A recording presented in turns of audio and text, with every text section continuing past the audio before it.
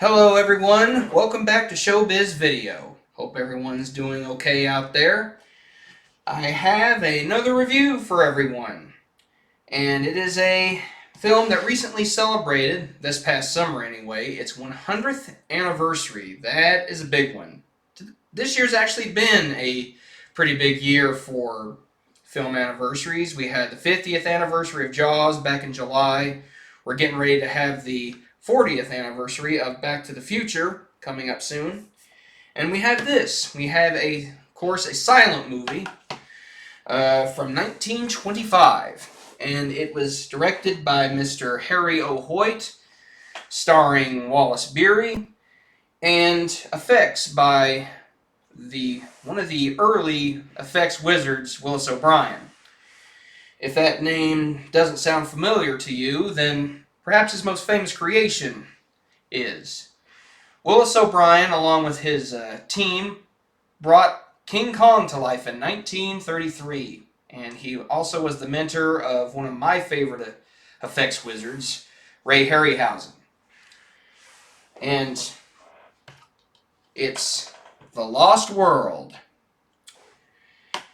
Let me just say, folks, after watching this movie and seeing all of the other pieces of dinosaur media that have come after it, it really is amazing to see how far effects have come. It really makes you appreciate stuff like Jurassic Park and the Valley of Gwangi and pretty much everything that's come after. And I've actually seen this movie before, not just from where I watched the Blu-ray here, but actually the first time I saw it was on Amazon. And I remember the transfer on that just being terrible. Just really bad picture quality. And also I remember the musical score on that being really terrible. I wound up actually putting on some dino synth off of YouTube, which is synth music with exotic dinosaur sounds accompanying it. And it actually fit the movie pretty well. Now, you would think that a lot of work went into this Blu-ray right here. It's from Black Hawk Films and Lobster Films, and they restored the film from a bunch of these remaining elements that had been left. And this film for many, many years was abridged. And this is at 110 minutes, so you would think it would be much better than the transfer that I saw on Amazon, right? Well, unfortunately, no, not really. I do realize, and I'm sure the people that worked on this did their best, but it still didn't look that great. And I will say this, the musical score on this was definitely a lot better. I wasn't going to be muting that score. And honestly, I'm probably not going to keep this. But anyways, the basic plot of the movie is, this is an adaptation of the Arthur Conan Doyle book of the same name.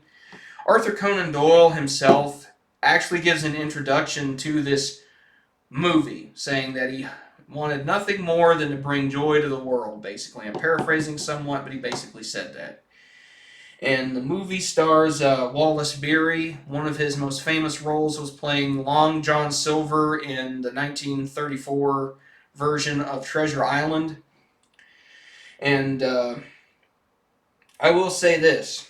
For the time that this came out, the dinosaurs would have looked very impressive. Supposedly, I heard there were people that when they saw this movie thought they were real dinosaurs. And is it as good as the work he did almost a decade later in King Kong, or the work that people like Phil Tippett and the other effects guys on Jurassic Park would do back in 1993? Well, no, but there is some good to these effects, and I will get to that in just a moment. The basic plot is a group of scientists led by Wallace Beery, who plays a guy named Challenger, and he has a couple of funny moments in the movie. Go to South America to a gigantic plateau where There are, of course, dinosaurs. There's tons of different dinosaurs there. There's Stegosaurus, Brontosaurus, Allosaurus. The first dinosaur we see is a pterodactyl flying through the air. And also, at the end, uh, they bring back a specimen. Minor spoilers. I will put that in the description. But even though these are definitely not as good as O'Brien's later work and the work that would come decades later, there's still some impressive things I have to say about how the dinosaurs were animated. There's even a few close-up shots of the dinosaurs opening up their big jaws and roaring, and you can see saliva. He actually made little strands of saliva for them. At one point, after a Allosaurus takes down a dinosaur, there's a shot of him holding a piece of meat from his kill, and there's actually some blood dripping down. And that was, I did not expect, I didn't remember seeing that my first time watching the movie on Amazon.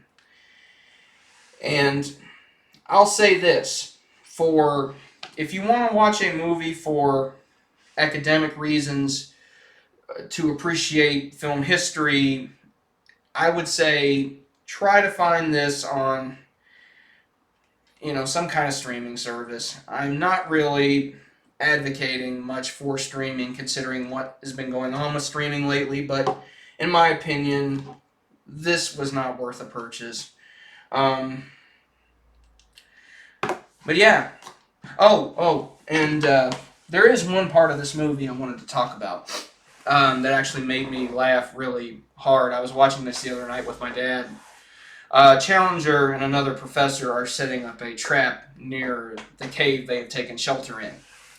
And the other professor, not Challenger, accidentally sets the trap off, and it flings him through the air. We actually see him flying past the mouth of the cave and into a pond. And I just remember practically horse laughing at that because I did not expect that. So, gave me a little bit of a laugh, and that was good. So, yeah, that was my first actual film review, everybody.